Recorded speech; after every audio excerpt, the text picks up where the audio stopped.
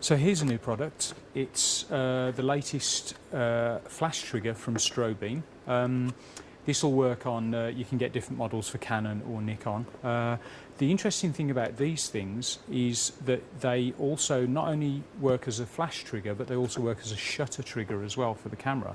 So basically it comes in this box. You've got the receiver and the transmitter.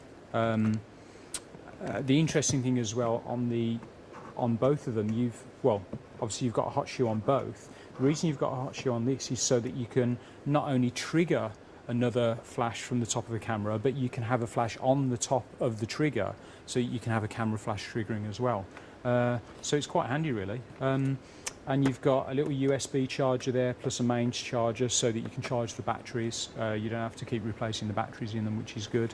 And as we can see here, we've got a couple of different leads, one for the actual flash trigger itself, and one for the shutter trigger.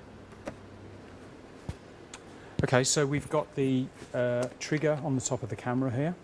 I've just mounted that to the top of the camera, and we've mounted the receiver unit to the bottom of the hot shoe of the flash.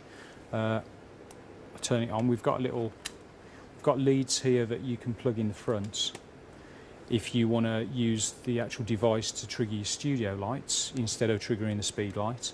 There's also another little socket here, which is what you use for the remote camera trigger. So in those situations, you'd use this unit on the top of the camera, plug the remote camera switch in, and you can trigger the actual shutter from remote using this device at a distance.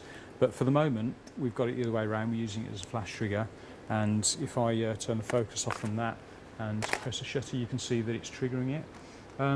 So yeah, perfect little device to have some off-camera flash effects with. Perfect. So at the front of the device, we've got two little sockets. One allows us to plug in a unit like a little lead like this, which means that we can use the unit to trigger our studio flashes.